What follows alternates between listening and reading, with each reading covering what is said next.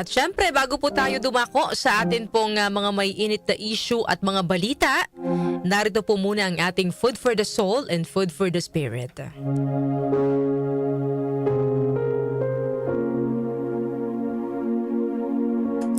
Sa school carnival, nanalo po ang isang estudyante ng 4 na goldfish. Nang malaman ito ng kanyang ina, ay agad itong naghanap ng magiging aquarium ng mga isda. Pero nakita niya na mahal ang presyo ng magagandang klase ng aquarium.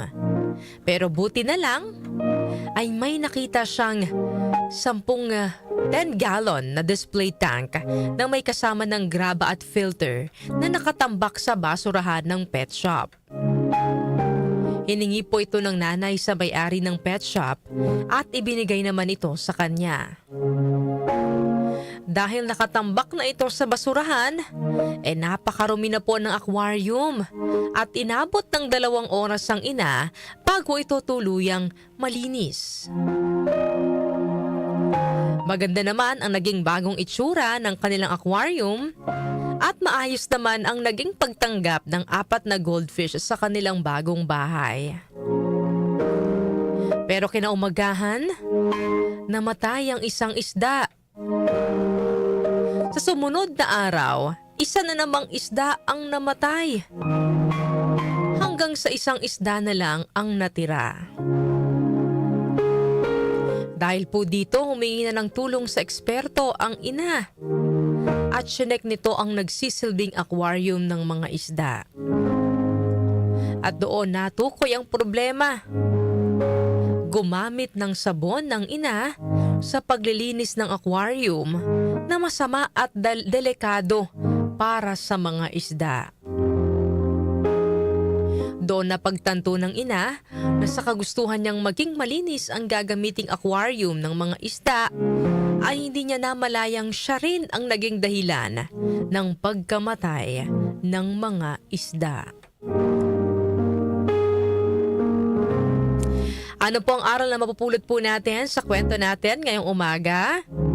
Siyempre kung i-relate po natin yung kwento mga kanyusik sa buhay po natin, may mga pagkakataon na minsan mga kanyusik sa kagustuhan po nating ayusin yung buhay ng iba, hindi po natin namamalaya na may nagagawa na pala tayong mga bagay na sa halip na makatulong, lalo pang nakakasakit, nakakasakal o nakakapagpabigat ng kanilang pinagdaraanan.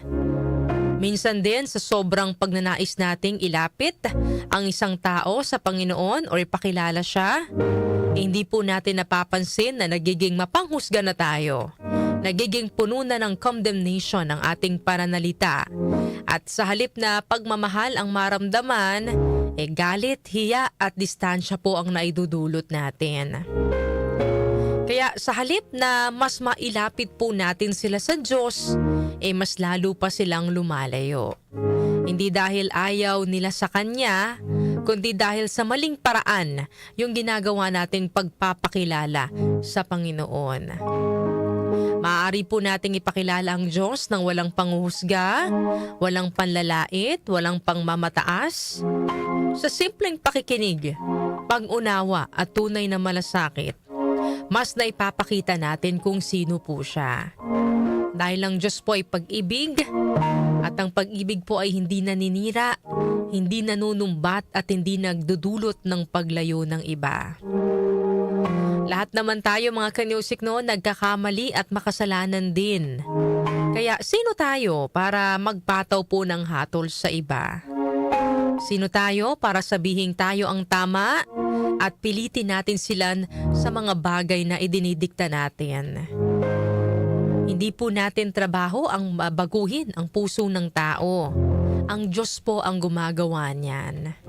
Ang magagawa lang natin, mga kanyusik, ay ipakilala siya at iparamdam sa iba ang kanyang pagmamahal ng walang halong panghusga at punong-puno ng pangunawa. So tingnan din natin mga kanyusik yung ating mga kilos Baka akala natin yung ginagawa po natin ay magdudulot ng maganda sa ating kapwa. Pero yung pala, sa halip na maganda, nakakasama pa ito sa kanila.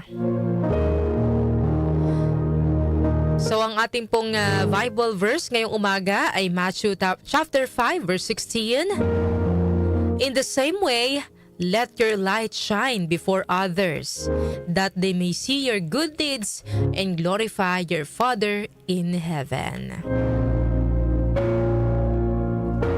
Yan po ang ating food for the soul and food for the spirit ngayong araw po ng Wednesday.